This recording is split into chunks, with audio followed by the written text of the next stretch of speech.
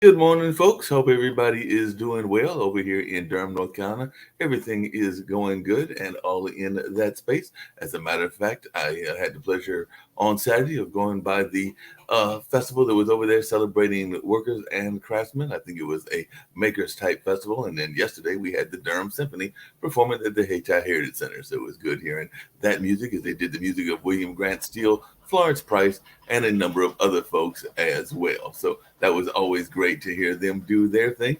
And all along those lines, and of course, there was other news items as well. But I'm going to turn it over to Mr. Steve Rouse, since he is the anchor of the show. And like I said, wasn't sure when he was arriving. So we got everything started with a little bit of an introduction of what was going on in Durham. But I know we'll be talking about some other issues as well. So right now, I'm going to turn it over to Steve and see what he's got going on in the world. And I know he said he was going to talk about Pride. And actually, I did not make it by the Pride Festival on Saturday, but I do know that it was going on and all in that kind of space. And as always, they had a great crowd. And just like they had a great crowd for the Beaver Pageant, which also is run by some of the members of the LGBTQIA plus community and all along those lines. So they also usually have a great crowd as well, but didn't make it either of those events or Bembe as we were doing things at Hayti and other places. And so I didn't make it to those events, but I know that they were going on. But right now I'm going to turn it over to you, Steve. And I know you've got some news items and some observations as well, but I didn't know what time you would arrive. So always got to be prepared. So right now I'm turning it over to the Honorable Steve Rouse.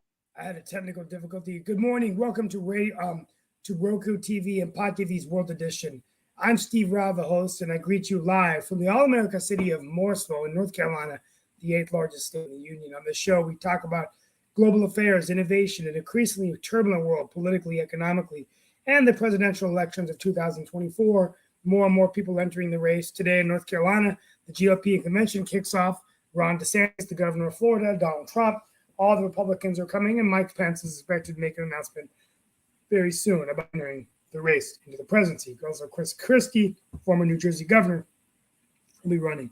Before I begin my monologue on Pride, I wanted to first of all send our prayers to India, as 275 people were killed in one of the worst train incidents in the country's history on the British rail system in India. And it was created in the 19th century and terrible train accident. And speaking of India, we will be getting some guests this week to talk about Prime Minister Modi's state visit to Washington. I will be attending some events around his visit in the capital city on the 22nd and 23rd. With that being said, we have a lot of things going on in the world, and we're going to talk about that today. But I'll begin my remarks today just about Pride Month.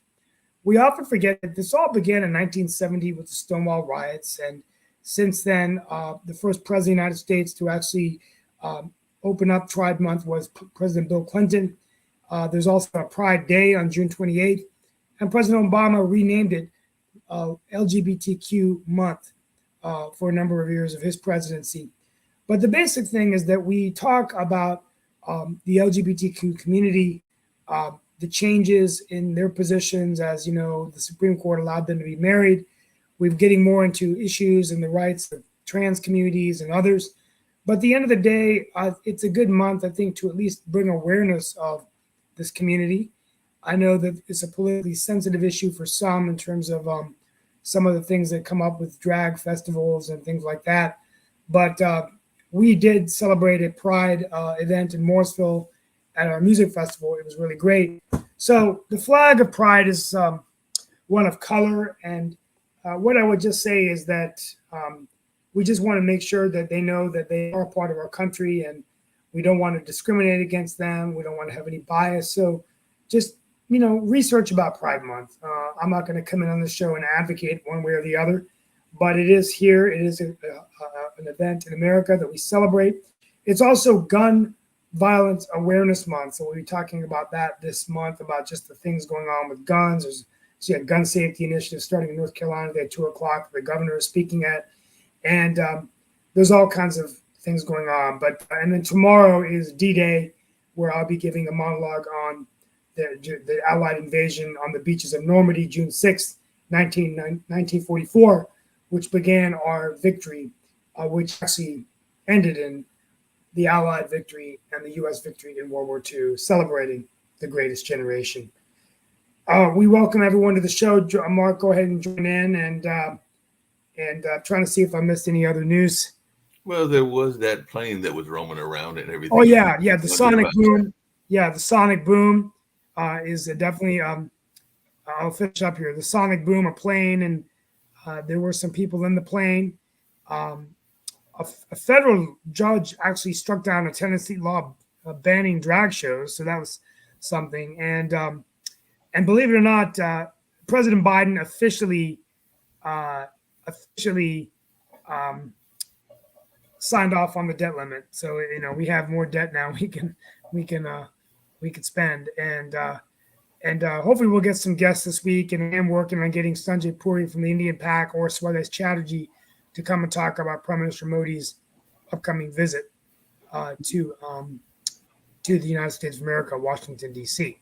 Yep. And there was another issue because I know there was a event here in Durham for it on yesterday, but apparently yesterday was the celebration of an event that goes on regularly that unfortunately is still part of our world narrative and everything, because definitely there is a lot of people, and we have talked about on this show, that deal with food insecurity and all in that space. And yesterday was World Hunger Day. So that is something that people were doing events around to raise awareness around the fact that there are even hungry, even in the wealthiest nation. And a lot of people are concerned because one of the things that happens is that a lot of people get the food, particularly our young folks, because of the school lunch programs. And of course, we're now in the summer months, so they don't have as much access as they would during the school months to some of these nutritional meals. And as Nick and others have pointed out, some of those meals aren't always as nutritional as we would like, because they do throw in some junk food into some of those packages and some other things as well. So I do know that that is a conversation that folks have had also. So we do have some of our panelists with us. We're going to bring them in. We've got Lee Newton Rhodes with us, and definitely Sasha Starr is with us as well. And of course, we've got Dr. Dan Worthington also in that space. Hey, Sasha, I had a quick question to ask you. I had mentioned it to Nick and earlier. Definitely. Steve mentioned some of the political candidates, but one of those political candidates is actually taking a stance, ironically, against Ukraine, and that is Vivek Ramaswamy, who is a entrepreneur and a candidate for the Republican presidential party. But he is saying that Ukraine must make major concessions to Russia so the U.S. can focus on China. And he had a heated exchange with ABC's Martha Raddatz about some of those comments that he made and everything in that space. So he is a young biopharmaceutical entrepreneur and all in that space. But I was wondering if you had heard these comments and what your reaction to said comments were, because it does sound like he is saying some things that definitely the Ukrainian side of politics would not necessarily agree with, and all in that space. And he has also said that they will put a gun in every Taiwanese household. So I guess he's more concerned about what's going on with China and Taiwan than what is going on with Ukraine and Russia. But I was just wondering what your thoughts were. And he also ripped Trump for, quote unquote, the politics of vengeance and grievance. So that is some of the things that he has said. And I know he's trying to position himself as a front runner, and he is definitely not a front runner at the moment. But I was wondering if you had heard any of these comments and what your reaction to said comments was. Don't react to the comments, Sasha. He's an idiot. No, I never heard of these comments. I heard similar comments. And look, we're living in a society where everyone is entitled to his own opinion and has the ability to voice it. And therefore, what's surprising is that he's considering the China-Taiwan possible conflict, because right now there's none, on much higher scales than Russia-Ukrainian conflict. I would disagree with that for several reasons. First of all, it's official U.S. policy that there is one China, and Taiwan is part of that China. Uh, on the other hand, it's a so-called ambiguity of U.S. Policies. On the other hand, it would defend Taiwan until the last soldier is still alive there. So it's very difficult to comprehend what's American policy toward China and Taiwan in this possible conflict. Is Taiwan part of China? If yes, then there should be no conflict, and it's an internal business of China and Taiwan. However, U.S. policy is very different. In fact, it says that China cannot touch Taiwan. It cannot neither invade or join Taiwan in any way or so on. Whereas situation in Russia and Ukraine is very simple. There are two independent states, and one of them is attacking another one. So it's an act of aggression. It's basically default on all uh, the international treaties and world order and everything else. So this situation is much clearer, in my opinion. So the possible outcome is Russia has to stop its aggression, get its troops out of Ukraine entirely, and then there must be discussion about possible reparations or compensations and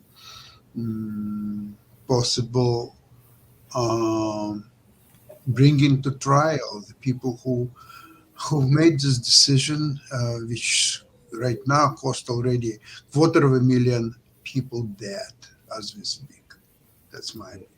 No, I hear you and I everything. can't stay the whole show, but I just had a question for Sasha, Yeah. or all of y'all, if you're aware of what's going on in Ukraine with the arrest of an American journalist. Seemingly, they have no freedom. The journalists there have no freedom of speech. Is the American government doing anything or saying anything about this? Who doesn't have freedom of speech? The journalist over this American journalist, Gonzalo Lira, if I'm pronouncing the name correctly.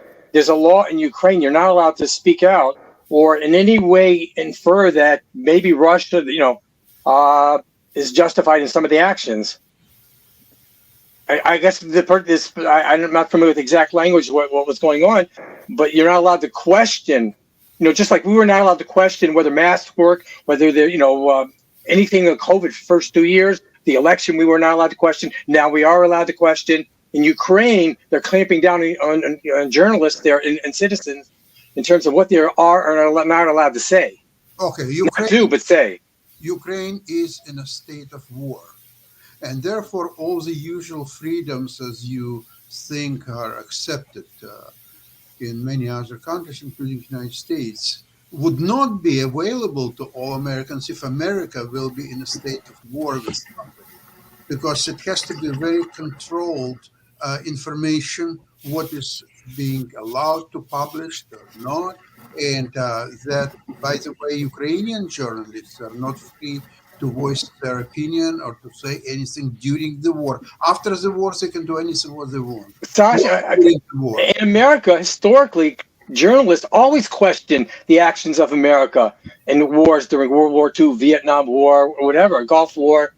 We always question, do we not? Nick, you're shaking your head. I No, disagree. I mean, for years there was this guy called McCarthy that if you said I'm a communist, they would incarcerate you. So it's not like, hey, we've had freedom of speech, and we still don't. And They would blacklist you. Was that always the case? Because We what have you our- just said, Nick, it was already after the end of Second you World always have War. limited freedom of speech. So it was after the end of Second World War when McCarthy started his campaign. So obviously there are different times and there are different level of freedoms.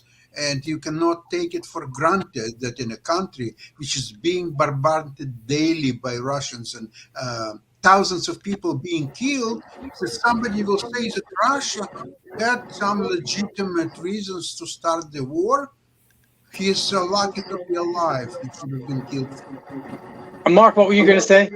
I was just going to say that to your point and everything, and Dan can correct me if I'm wrong and everything, but I think that even in the U.S., a lot of the journalism was curtailed or was going more along the government line in a lot of our historical wars, for everything from the Civil War to World War One and World War II, and it wasn't until actually the Korean and the Vietnam War that we started seeing more protests and more journalists that were doing more investigative reporting as to the reasoning behind the war. I don't know that that was always historically the case, because I think in a lot of times the journalists actually and the newspapers actually were serving almost as a tool to help, I won't say fuel, but help support whatever the war efforts were. And like I said, I'm not in the military, but I do have relatives in the military, and that is my understanding of history. But Dan, you served. Am I somewhat right in that perception that the Korean War and the Vietnam War is when we started having more vocal protests? I'm not saying there weren't protests at other times, but it seemed like it was more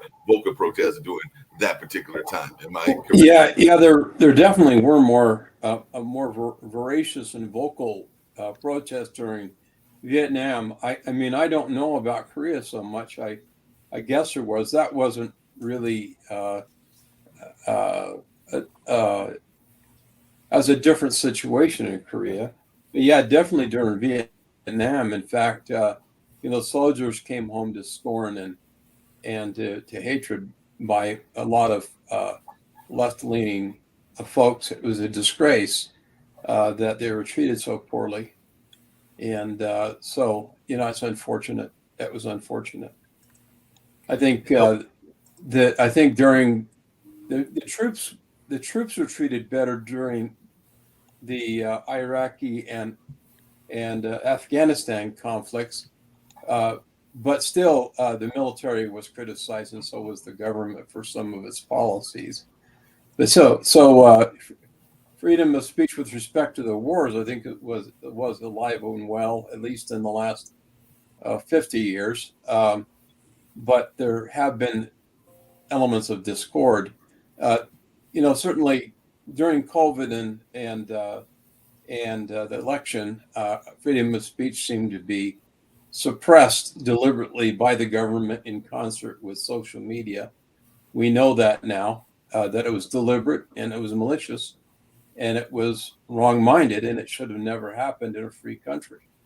Yeah, I definitely agree with you on that. One of the things I was going to say is that, ironically, in some of the earlier wars, there were troops that were fought by different minority groups, and it wasn't until the minority groups got home that some of those protests were going on, because they were also sometimes involved in the civil rights struggle, and there was a whole narrative about how they felt a greater freedom when they were in the war environments and in the military than they necessarily did when they came back home. Because I do know that was a narrative that went on not just in Vietnam, but even in World War I and World War II and a number of others. And you can definitely read some of the movies and documentaries that have dealt with that subject and everything. So that was a case where racial unity also played a part in the military conversation and all in that space. Well, I mean, when you're at war,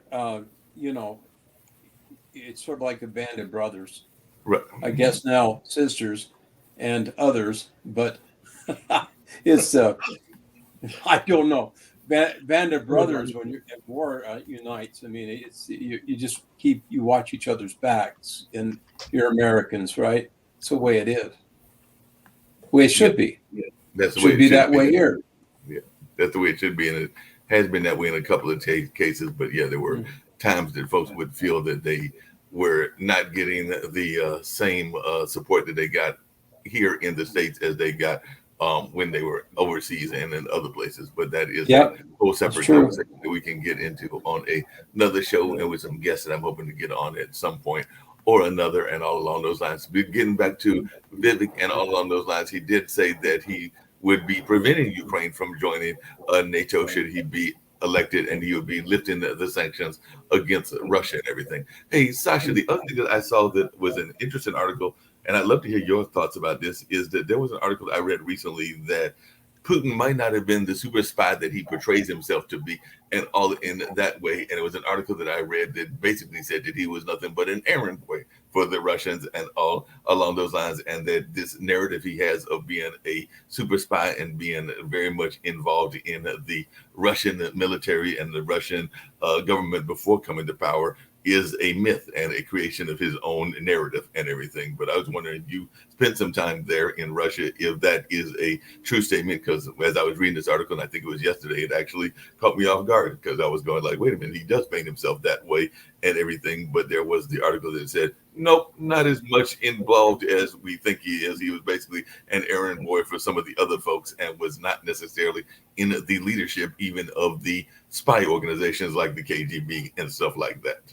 Let's start with the fact that he, after he ended his secondary school, he voluntarily was trying to get into KGB school, and he was not admitted because of the lack of necessary skills, and that probably involves his overall stupidity and reading lots of programs. So the KGB, in fact, was absolutely right, denying him admission in the first place. But somehow he made it. But by the time he graduated from KGB school, he was already too old to be considered for further promotions or so on. He was sent instead to East Germany, a sleepy place, to mind the little KGB office there, together with the Stasi, which was the East German police. And he was there until the Berlin Wall crumbled in 1989. Then he came back to St. Petersburg, and he was admitted by then mayor of St. Petersburg, Mr. Sobchak. And Putin was responsible for the different trade deals. And that's where Putin really started to make serious money. Because, for example, there was a deal where they would trade some rare metals or earth metals for food. So they would send rare metals to the West, and the food never arrived to St. Petersburg. So obviously all that was put in Putin's pockets and his friends and accomplices and so on. And that was going on for years until Sobchak lost election in 1996.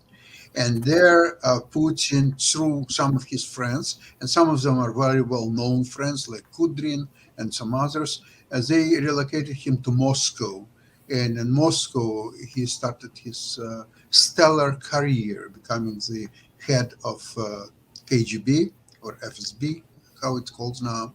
And then he became Yeltsin's kid to remain at power once Yeltsin, who was at that time completely drunk, he was completely incapable of anything, any decision making, and so on. So it was his family and his friends were making decisions at the time, and they made decision to bring Putin to power because he was not known to anybody. So between the power brokers in Russia at the time, for example, Berezovsky was one of them, and many others, he was seen as a figure who would be acceptable to all simply because he's nobody.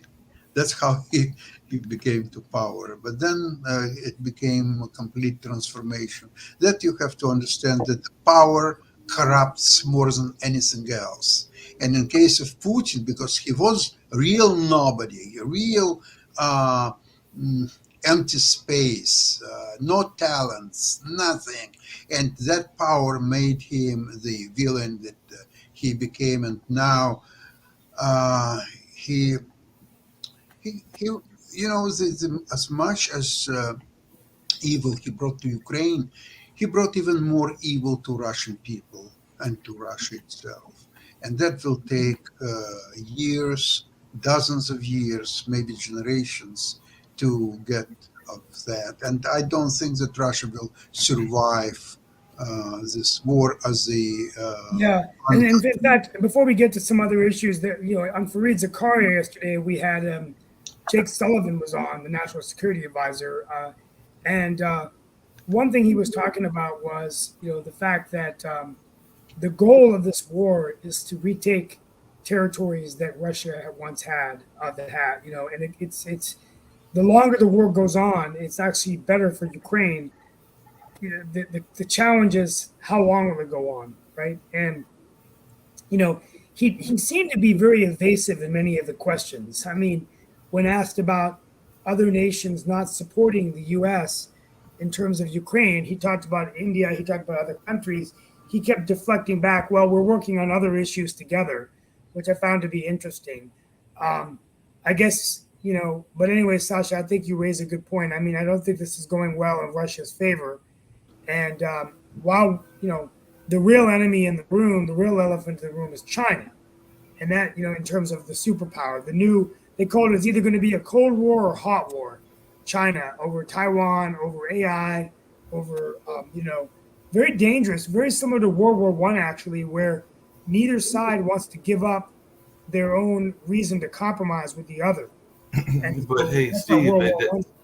but Steve, at that same time, there are other parts of the world that are exercising their power or what limited power they have, and some of the folks are not pleased by what is going on because they are wanting to protest the ruling class and all in that space. And two things that come to mind are Poland, because Poland is definitely there in that same area, and apparently hundreds of thousands were demanding changes there in Warsaw because they are not pleased with the governing conservative party and all along those lines. And even in Mexico, which has a ruling party, they just won a major victory in one of Mexico's most populous states and everything. And I know that Nick oftentimes talks about other parts of the world as part of that global media domination that we're trying to do here at Pod TV. But I was wondering what your thoughts are about this part of the world, whether it be Poland, which is over there in Europe, or whether it be Mexico, because it does seem that a lot of these nations are having the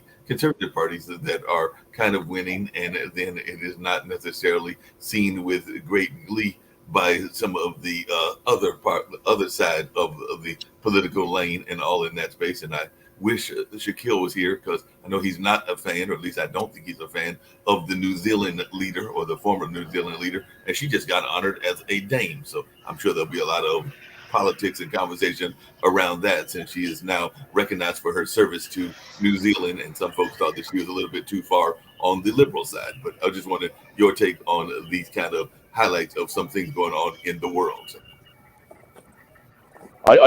wasn't aware that she was oh, ordained as a dame.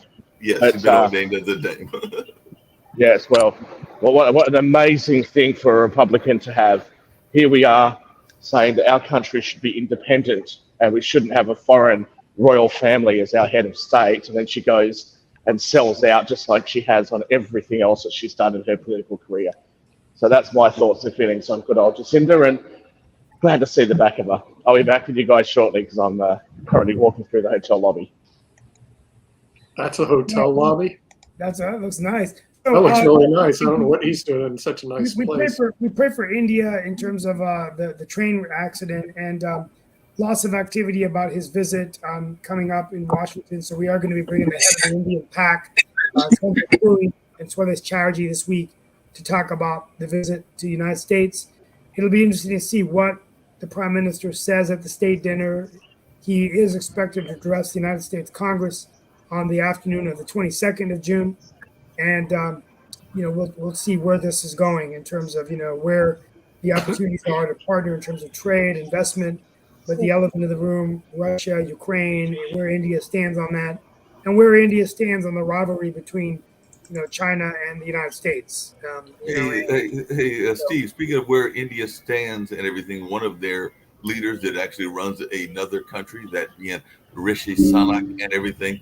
And I know we've had conversations around where to put the migrants here in the United States, but apparently he's looking at housing them on barges. So he's definitely going to house hundreds more migrants on barges and all into that space. And I think he's going to be visiting the port of Dover and all along those lines. But I was just wondering what folks were. Well, why don't they get housed in their own country until they have legal documentation to actually enter yours?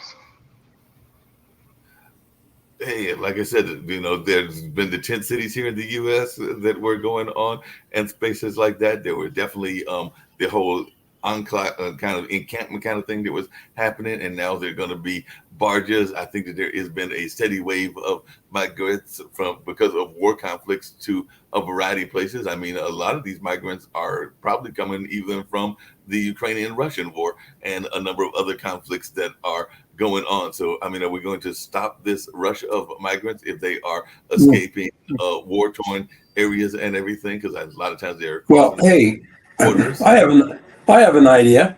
Epstein had an island, and it seems to be, unsettled right now. We could just send them all over there. That'd be fun. Well, we can send them to Australia. That's what we used to do. No, that's what the Brits used to do.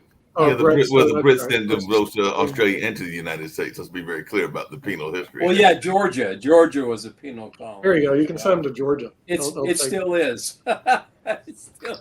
We just really the immigration policy here. The immigration policy is just a real pain on the neck. In terms of Ukraine and that the person who's I didn't know he had such a radical stance on Ukraine. I guess the person is obviously a pharmacist and not a student of history. Otherwise, he needs to read the book called Neville Chamberlain and the Pursuit of Peace and see how well that did for him. That didn't go very well for him. It didn't go very well. Hitler was a good guy. Let's work it out. Let's negotiate peace with the Germans. Whoever he is, Vivek Ramsey or whatever his name is.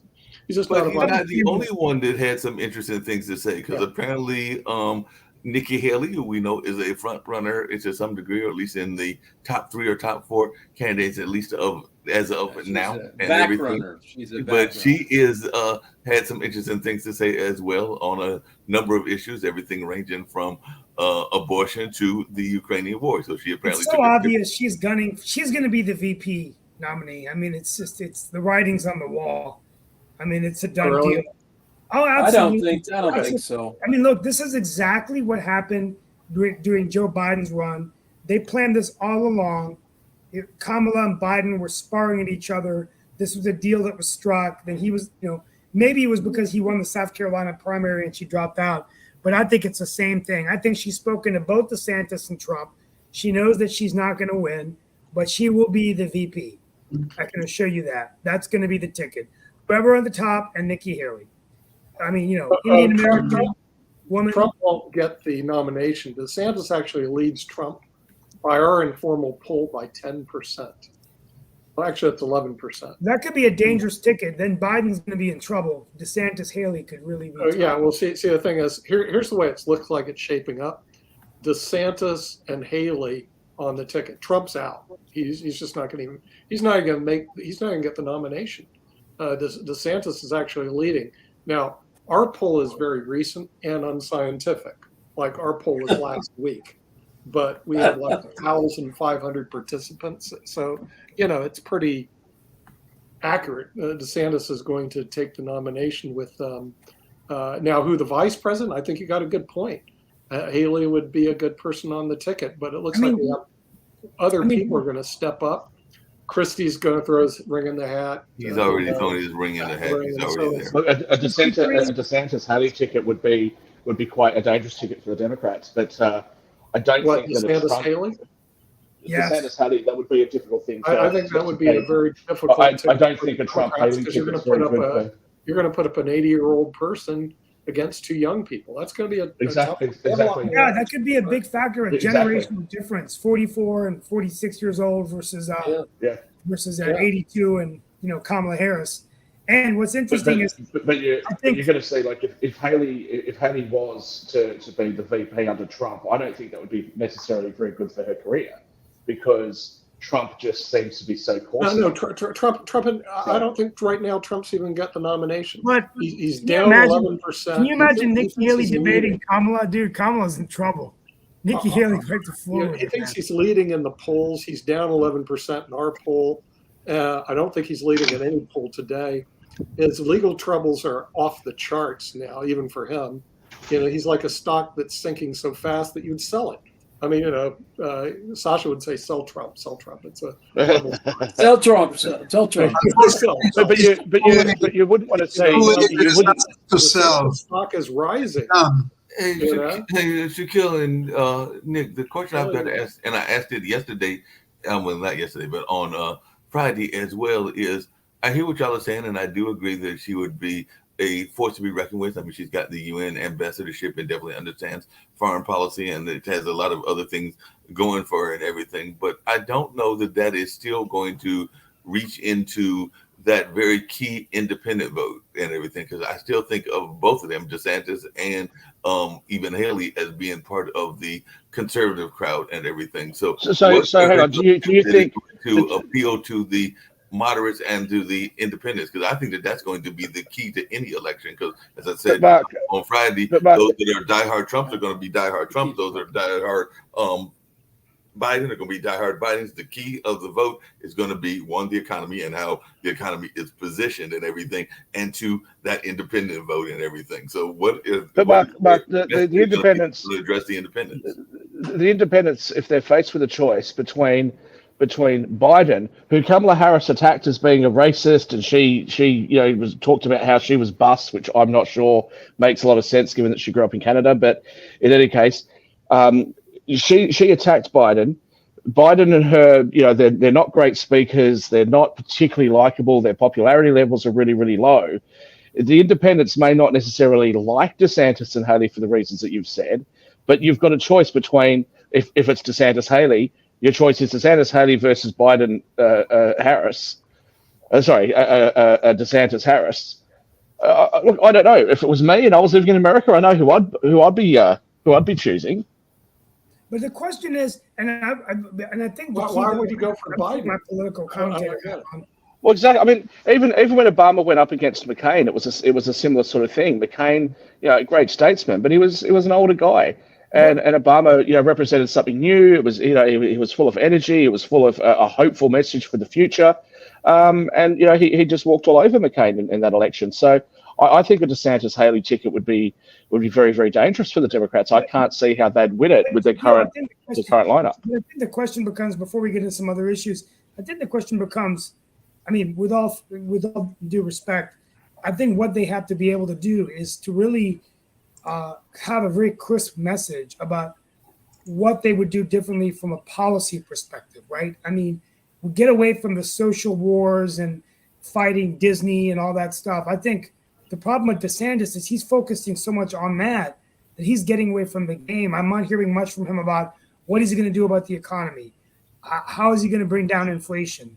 Obviously, cutting spending and money, right? I mean, what are the reasons why an independent? I'm just being a political observer, right? So let me just say on the economy, because he has mentioned a couple of things about that lately, and I think I recall him saying something along the lines of, they've got a $1 trillion economy in Florida, which, to put it in perspective, is almost as big as the economy of Australia, right?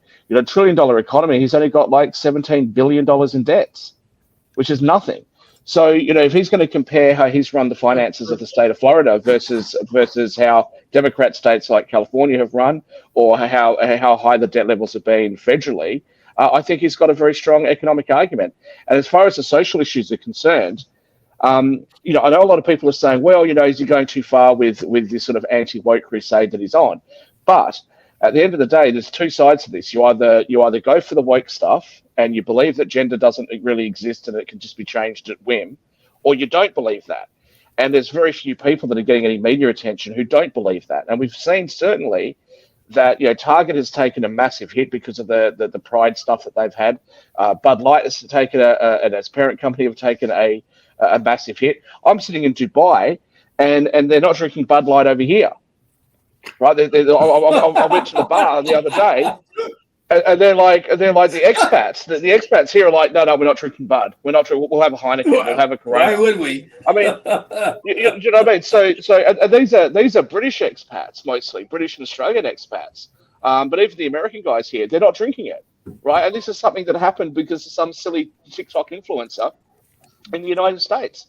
Yeah, so when you say those social I No, just no, say when you Shaquille, hold say on a those second. social issues don't play, I No, think they are playing. no, I think Shaquille, hold on a DeSantis, second. Haley, and those people like Hold it. on a second, Shaquille. I gotta give you a hard time about something because my understanding of Bud Light, and I am one that drinks beer, and I do like my Heineken and everything. But Bud Light is, I would put it in the same category as Foster's. It was never a of great respect and everything, so it was always considered like the lesser beer in a number of ways, even before this scandal and everything. So a lot of that No, beer no, is. Yeah, but they've lost billions. They've Mark, lost Mark, billions. Mark. Let me just come back to my old trusty saying. I haven't used it for a while. That I've ripped off with Judge Judy. Don't pee on my leg and tell me it's raining. Don't start telling me it wasn't a great beer. It was the number one selling beer in the United States. Okay, $4.8 billion of revenue. It was the number one selling beer. And even if you think it wasn't that great, the fact of the matter is that their sales have fallen immensely. And That I'm would be not the saying the hotel sales telling me haven't that my fallen and suite's failed. everything. I'm not One saying the second, sales I'm haven't moving. fallen, but I was Just one actually second. going to bring I have up to something. answer Hold on a this. second, I because have I to was answer actually going to this. bring up I'm something going to answer this about call because I'm DeSantis. moving up to the presidential suite. No, hold on. I was actually going to bring up something about DeSantis, and I'm not a DeSantis fan, but he does have two things going for him that surprised me and everything because I learned these facts recently. But apparently, Florida, and this may surprise others that are on the panel as well, including even Nick and everything. But apparently, Florida has been steady rising in its way of education. So it used to be at the bottom, and like one of the 47th or something like that. And in some cases, it's like number one or number somewhere in the top five because that has definitely something that he can point to as a victory. And another victory that I learned about, ironically, during the Bernie Sanders event and everything, is that among the states that have actually risen the minimum wage, Florida is one of them. So Florida is definitely going to get some points from some of the liberals and progressives for that as well. So while I may not be the biggest DeSantis fan, there are some things that he can point to that will kind of score winning points to the progressives and moderates as well, because those are two factors that I found out recently that I'm sure will be a major conversational point is the education and how we're doing in education. And if he has found some solutions in Florida to help rise the education level, and if he is also willing to pay the workers better and all, I think that both of those will play well with a number of crowds that may surprise people. Yeah, True. this is quite possible the ticket and quite possible the next president, vice president of the United States. Well, let's Yeah, hope well, so. I think a lot of it is. I think a lot of it is going to depend on you know, these elections are often determined by extenuating factors. You know, obviously, I think the economy. So I think that the economy, if it continues to not get better, if inflation and gas prices are still high, uh, people are going to really look for a new direction, and spending continues to increase. I think if the economy does get better, inflation comes back down to pre-COVID levels, you know, there have been. I mean, I think that you know, there is an argument to be said that, you know, unemployment is low. You know, the Democrats are going to come back and go, well, inflation was 15% when Trump left the White House, but now it's at 5%, right? But I know the Republicans are going to say, hey, it hasn't come down because Biden keeps spending money. So I think a lot of it, guys, is going Well, to come down to, I think a lot of it's going to come down to who is the presidential nominee. I do agree well, with well, you. well. I think people aren't paying enough attention to this week stuff because, look, if we look at the midterms, right? If the economy was so important, then why didn't you see that red wave? Yeah. Okay. Now the next election cycle is going to be a lot different because you know, before you had the Democrats defending so many seats. I don't think that this will play as easy to the Democrats in 2024, even if they didn't win the presidential ticket. I think you're still going to see the House flip across to the Republicans in a pretty big way. And I would be surprised if the Senate didn't, but that's based on what I see right now. I'd be surprised. But I think that a lot of people now are beginning to say, look, we don't want our kids learning certain stuff. We don't think that this stuff is age appropriate. You've gone too far.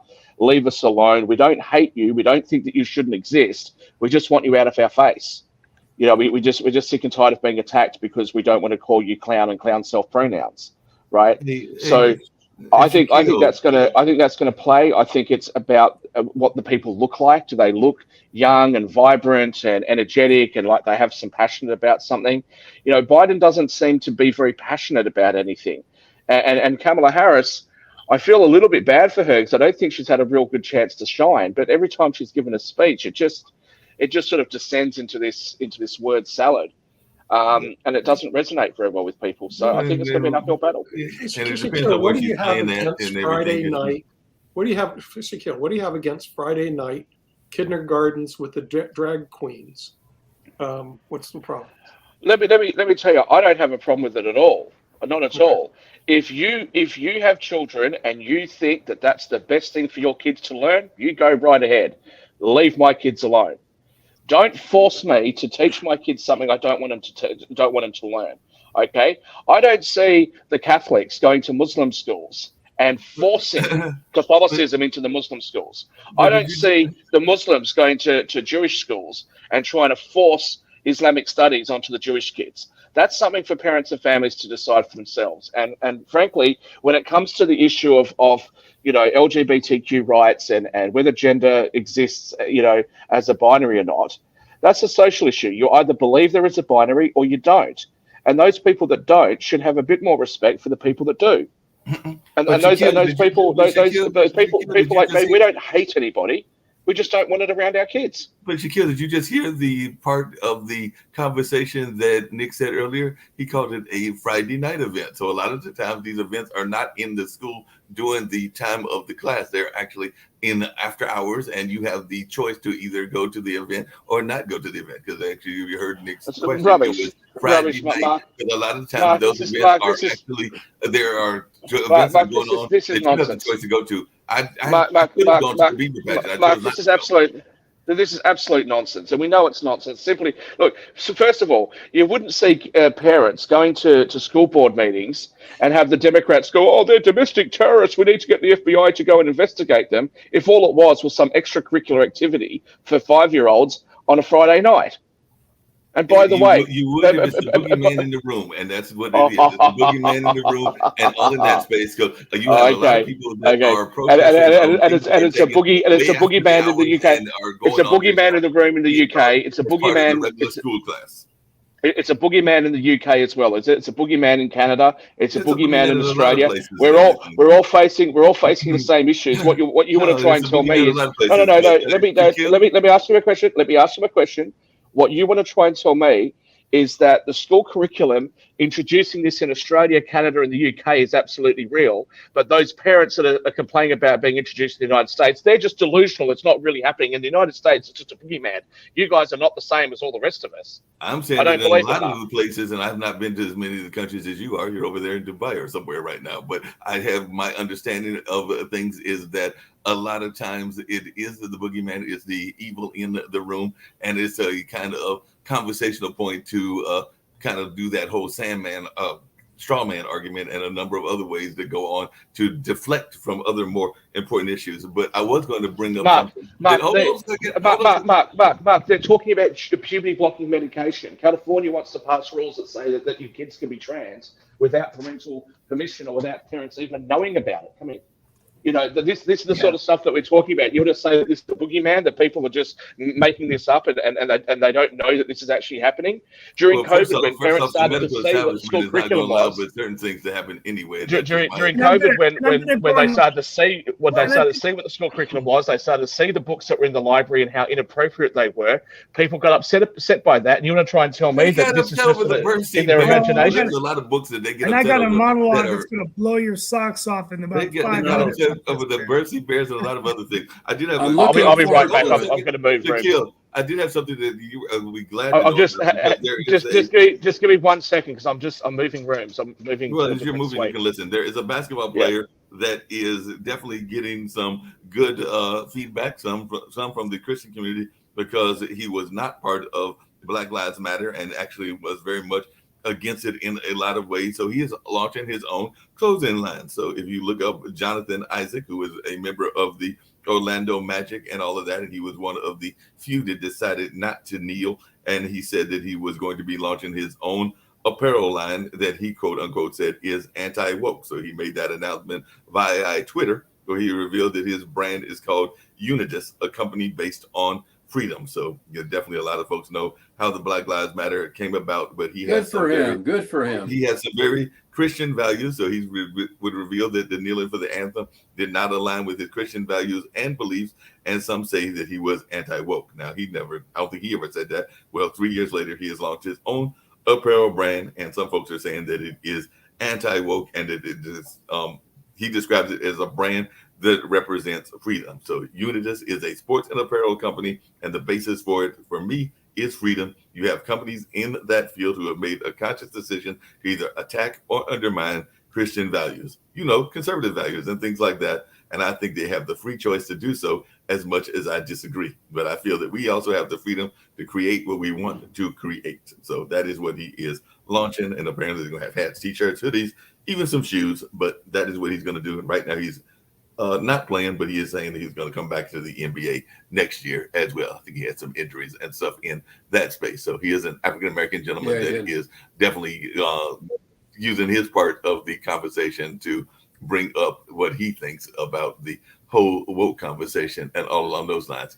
Just wanted to share that with folks because I do share news from both sides of the political aisle, contrary to what some people on the panel may believe and everything. But I have a question for you. And because right wingers have been the original cancel culture people, right? So all those conservatives.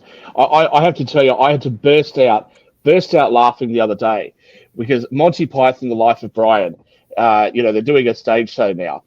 And I remember as a kid going to a Christian school, and I remember the really conservative Christians being so upset about Life of Brian. And I thought, you pesky little Christian conservatives, go away. It's just art, freedom of speech, stop whinging and whining. And now, 30 years later, we see the left wants to cancel Life of Brian because there's a scene in it where John Cleese's character says to the other character says, I want to have a baby. And he goes, well, how are you going to have a baby? You're a man. Where is the baby going to come out of? And now the LGBT community wants to suppress that particular scene because it's uncomfortable.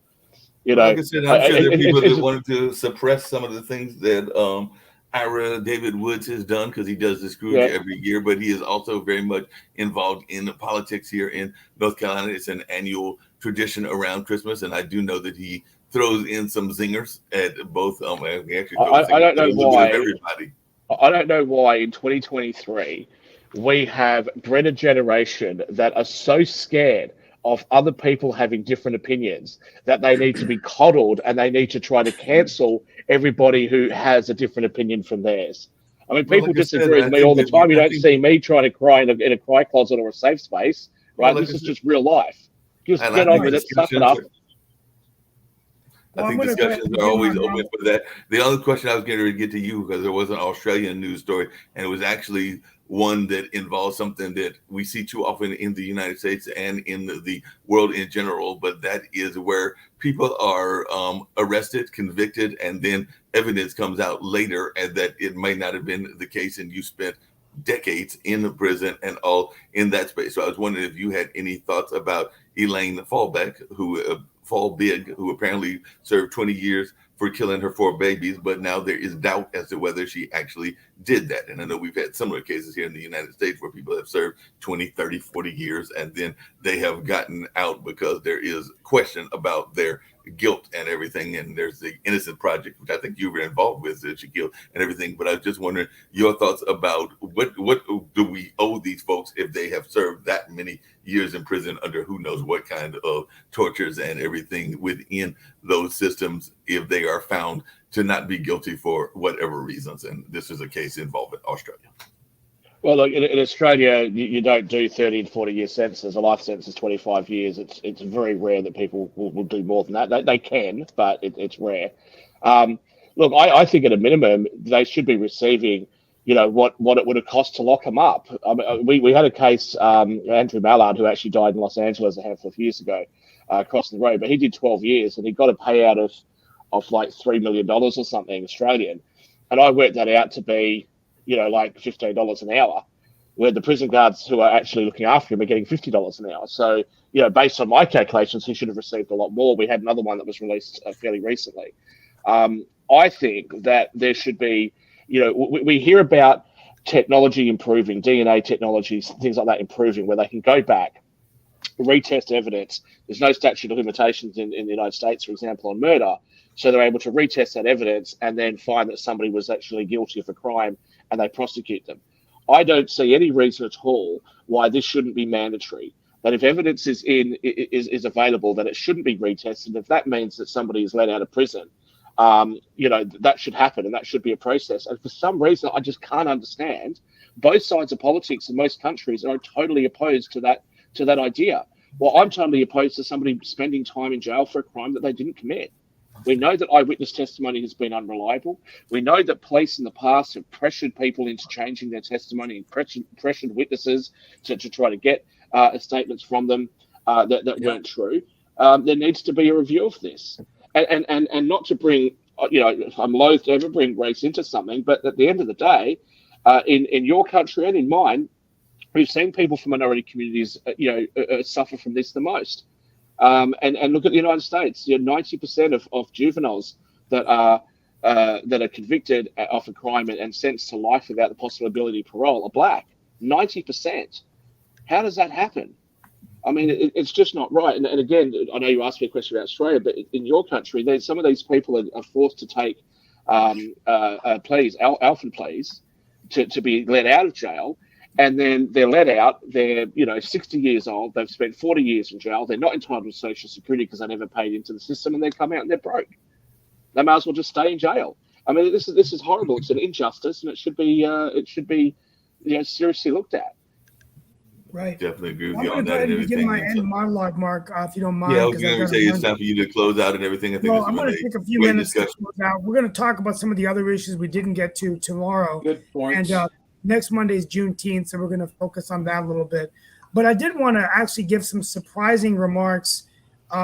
Relatively surprising. I'm a little bit nervous about saying this, but I do think that I often get criticized by my own daughter, actually, who's a UNC journalism major, of how American history is revisionist, and that we don't truly look at history the way it's been. But yesterday I went to the musical 1776, and the musical, to my surprise, was all portrayed by women, some white women, some black women.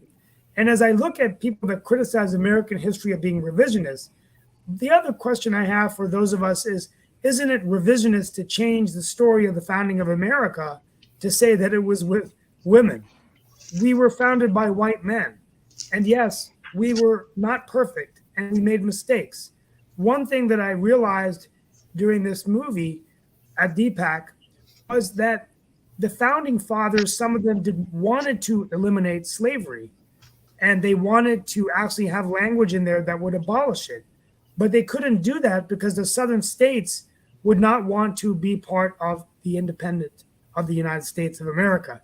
And so this is something I think that is a story often that isn't told effectively, that this musical really did, is that had America decided to do that, it took us 100 years to live like that as a nation until there was a civil war, 600,000 American soldiers dead, and the continued struggle of equality and freedom for Black Americans. I often wonder if there's another universe out there, like say a multiverse. Maybe I've been watching too many Marvel's Avenger movies. But what if there was a United States of America that was founded that did get rid of slavery in the Declaration of Independence? How much farther along would that country have advanced? And would these issues of racism and bigotry not even exist, or would they exist? I think they exist everywhere else in the world. Well, it's just an interesting proposition. But the fact of the matter is, I do think it's important to understand that our country was founded by white men, not women, not people of color. And I understand what they're trying to do with the perspective, but I think it's also kind of like, I wish that, we don't want to teach people history that, America was founded by women. It wasn't. I mean, and it was founded by white men, and they were not perfect men, and they made mistakes. Well, they had wives, right? They had wives. They had wives. Yeah, they did. But no union is perfect. I'm the head of my family, but my wife's my neck. No, I just find Steve. Steve, I have to just say, I don't actually understand what is happening in America. I've never understood this. it wasn't white men, right? It wasn't just like all white men of that time. The vast majority of the white men that came to the United States were poor. The Irish white men were treated really badly, for example. These were a handful of very wealthy aristocrats. Why do you want to label all white men as if all white men were in that category? They weren't. What I'm trying to say is that was America's, in my opinion, and I'm going to end with this. The biggest mistake that our founding country made was that when they had the words, "We are all men are created equal," they should have stood by John Adams and said, no, if you're going to be a part of the United States of America, you have to honor that for all the people that live in this country, Black Americans, Native Americans, and that didn't happen. They struck a deal.